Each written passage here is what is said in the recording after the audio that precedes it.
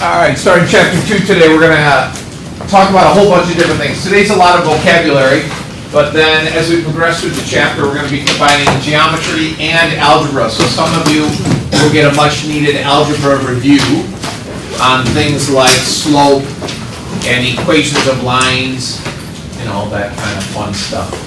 But for today, as I mentioned, we're just going to get a bunch of vocabulary. So we'll start with a clicker that doesn't work. Means I'm back up here.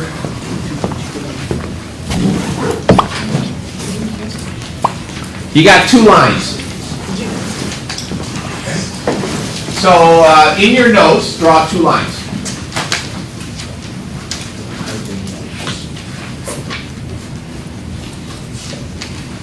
In your notes, you can draw those 2 lines 2 different ways. What are they? Are you raising your hand? Go ahead.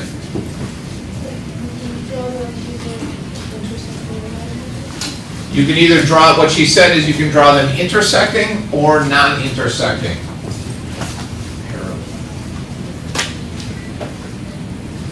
Okay?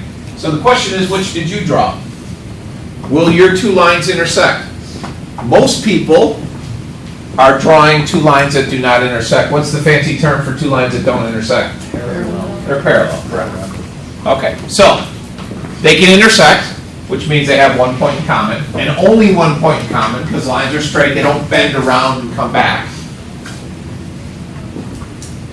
They can be parallel. We're going to use that word a lot. So again, being lazy mathematicians, if we use a word a lot, we don't want to write words out, so we create a symbol, 2 little parallel segments next to each other.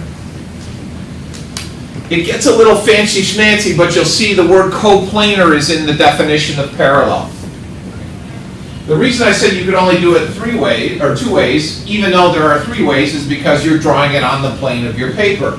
If you come up off the plane of your paper, you can have something called a skew line. But that requires 3-dimensional stuff. Okay, it looks something like this. You got 1 line up here. This is a visual look up here. You got 1 line up here, you got another line over here. These lines will never intersect, but they're also not in the same plane.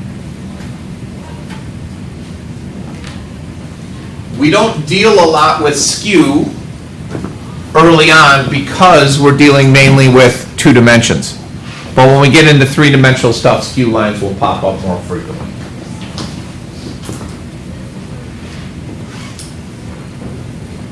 All right, examples in the real world of parallel lines, Augie.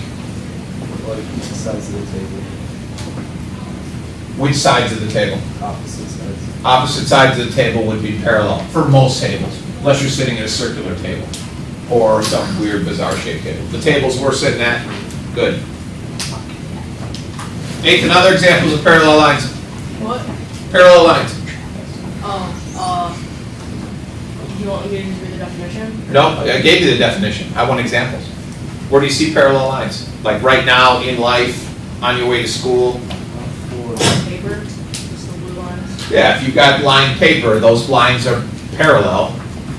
Ethan? Floor. Floor's got some parallel lines on it. Also has some intersecting lines. And in fact, we'll talk about, we have already talked about the special type of intersection there, which is perpendicular, forming 90-degree angles. Okay. But still intersecting. Perpendicular is not a new way, it's just a special type of intersection. Okay, we good? How about an example of some skew lines in the room right now? Stephen, what do you got? 2 things in the room that are skew lines. Board. Like the board. Like the 2 outside lines. These are parallel. Oh. We want skew.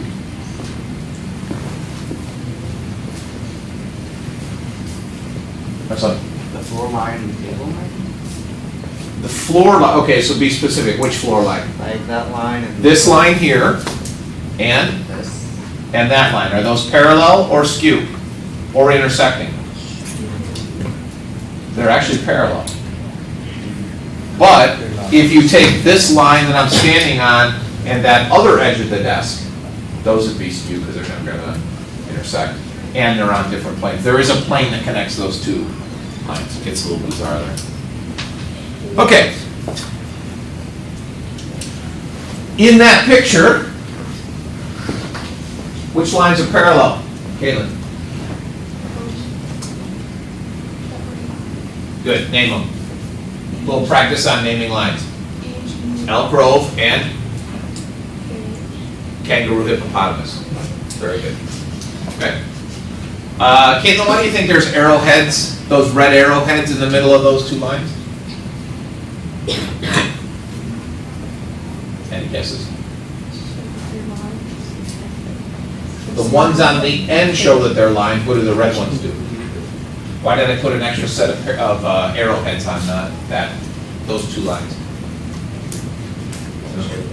Good, shows that they're parallel. So if we want to denote parallel in a picture, you slap an extra set of arrowheads on there.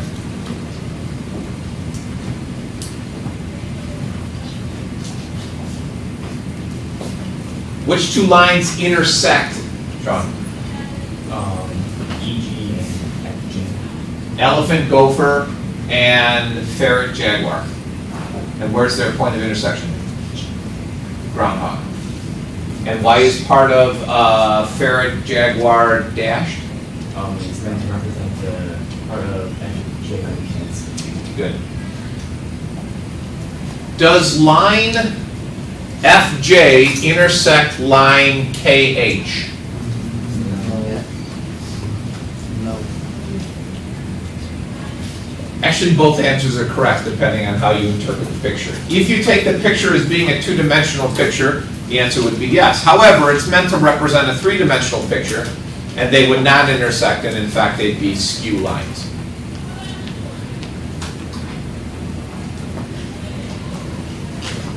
Anybody have any idea what that thing's called? What's that a picture of? Pyramid. Kind of pyramid.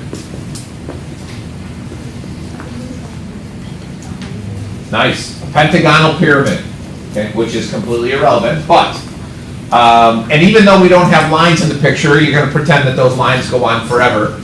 So, which lines are intersecting? Patrick?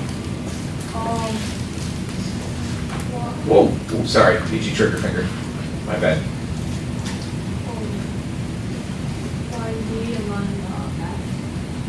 Be specific. Those are points.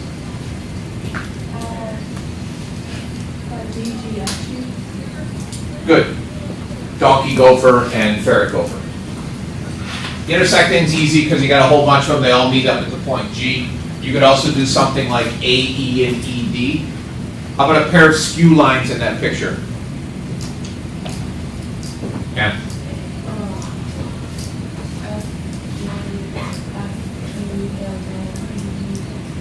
F, G, and E, D. Perfect. Any of those lines parallel? None of them? You sure? No, you're not sure. You are sure? Yeah, none of those are parallel. Now, and again, remember, even though there's segments in the picture, we're talking about lines, so we're extending those. The same thing is true when we start talking about planes. Even though that bottom plane just looks like a pentagon, we're going to pretend it goes on forever. And therefore, we have a whole bunch of have a whole bunch of intersecting planes. Any parallel planes?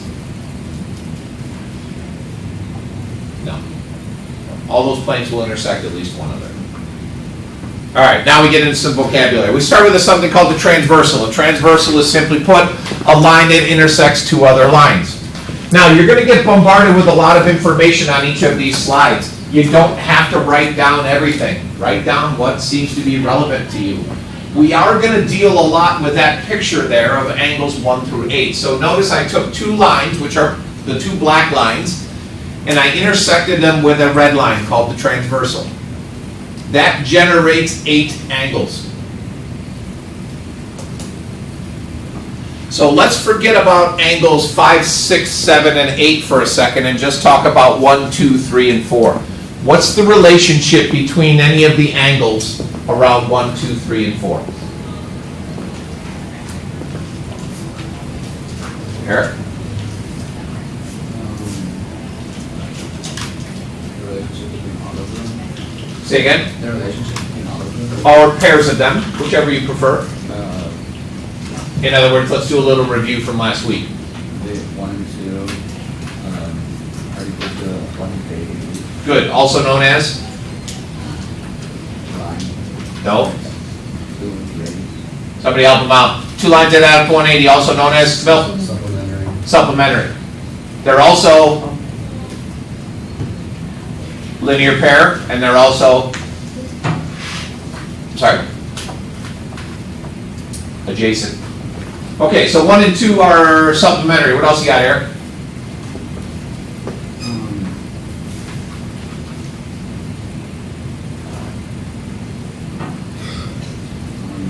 How about angles 2 and 3? Third vertical angles Which means they're equal. good. And how about angles 1 and 4? They're also vertically. Good. And then we can go all the way around and say 1 and 2 are supplementary, 2 and 4 are supplementary, 3 and 4 are supplementary, 1 and 3 are supplementary. Okay, so that gives us our definition of the transversal. And now what we're going to do is start pairing up angles. And we're going to pair up angles from the top 4 with an angle from the bottom 4. We don't really care about what we just talked about with Eric because we did angles 1, 2, and 3, 1, 2, 3, and 4 relationship last week. Now we're picking an angle from up on top, we're picking an angle from the bottom and pairing them up. Okay, here's our first one. Corresponding angles. They're called corresponding angles because they're in the same corresponding location. Notice that the mooing cows are in the upper left-hand corner, therefore they are corresponding angles.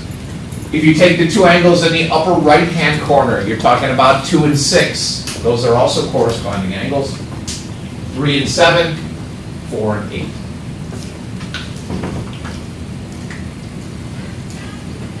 Okay, so 4 pairs of corresponding angles. And again, we're too lazy to write out corresponding, so you just write core. And then you could even use the angle symbol instead of writing out the word angles. Now, hopefully you realize that this is going to complicate things, because if we have 8 angles and we start pairing them up, we're going to get a whole bunch of different types of angles. Whether you pick an angle from up on top or an angle on the bottom, how they relate to each other is going to make a big difference.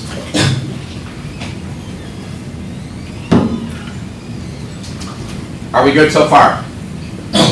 All right. Next type, alternate interior angles.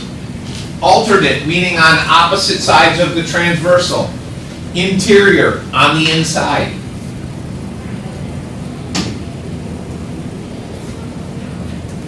Only 2 pairs of these. 4 and 5, and the Top Hat stars.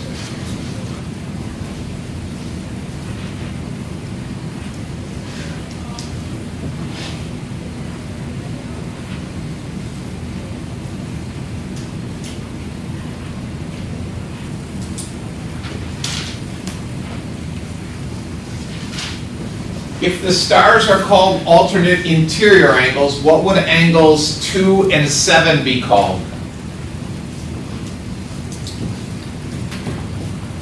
Alternate exterior. Beautiful. Am I going too fast? Should I slow down? I need some input here, kids. Or am I okay? I'm good? All right.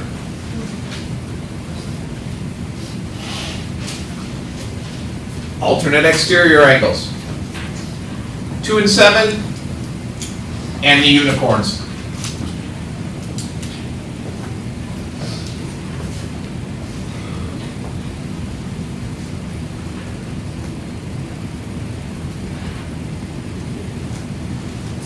So we took angles on opposite sides of the transversal, from the inside and from the outside, interior and exterior.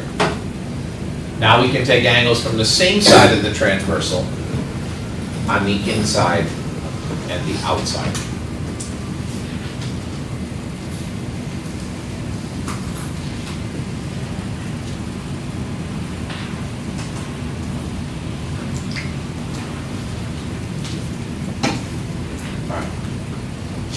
Consecutive interior angles. Sure. Hold on a second.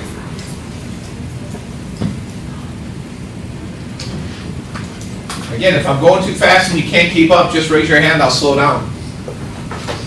I got no place else to be.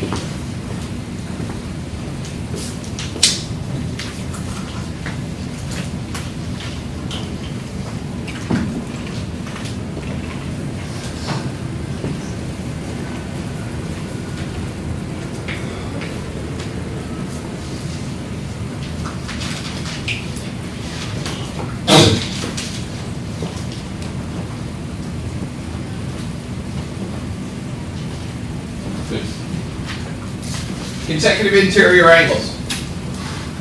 Same side of the transversal on the inside.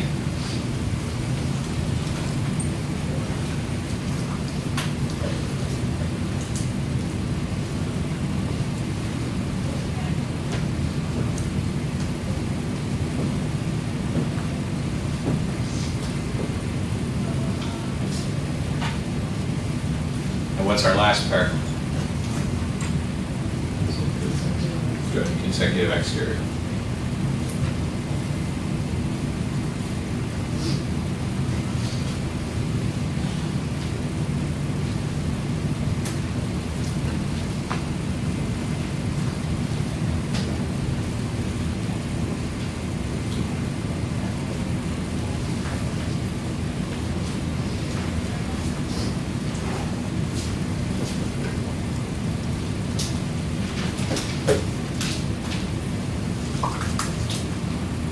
Last but not least, the consecutive exterior angles. Same side of the transversal on the outside. Sure.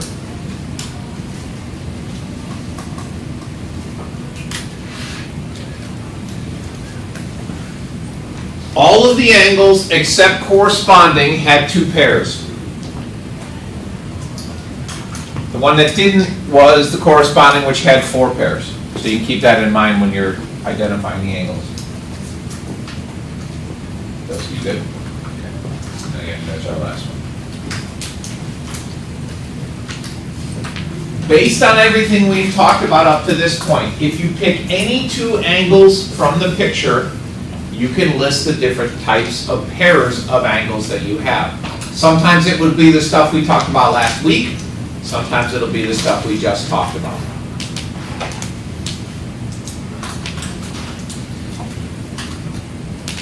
Oops, there's a typo there. That should say CEA, not CIA in parentheses. My bad. Okay, so let's start with this. Go back, sure. Huh? CEA. Here.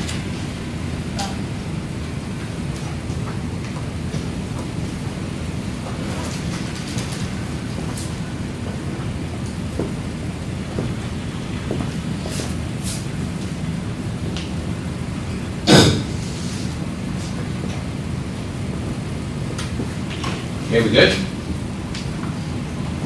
Same picture, got rid of the numbers, because I don't want you to memorize the numbers, I want you to understand the locations. And we picked two letters at random. Here, pick two letters out of that picture, doesn't matter which ones. M and W. Okay, so the question is, what pair of angles are M and W? No. They are consecutive exterior angles. And we can do that for all of the angles.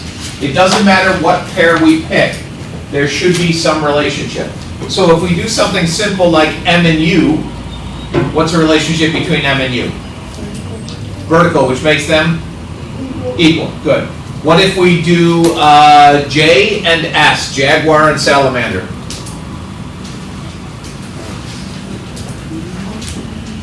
Very good. Alternate interior angles. Where are the corresponding angles, Emily?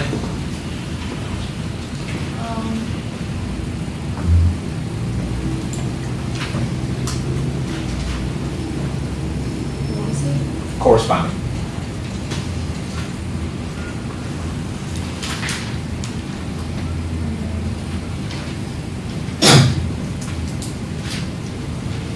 Pick an angle from the top, M, O, U, or S.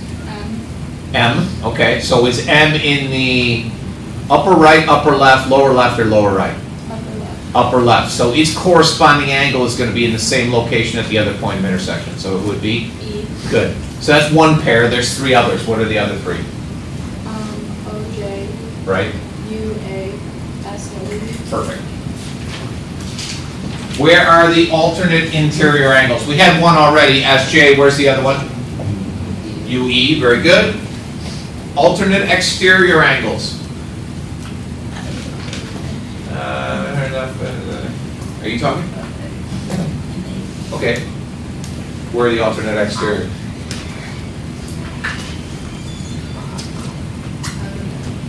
M and A and? Perfect. Consecutive interior angles. Same side of the transversal on the inside would be which ones, Jack? Consecutive interior.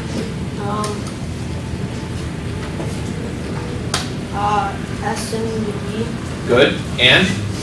U and J. Perfect. And last but not least, consecutive exterior angles.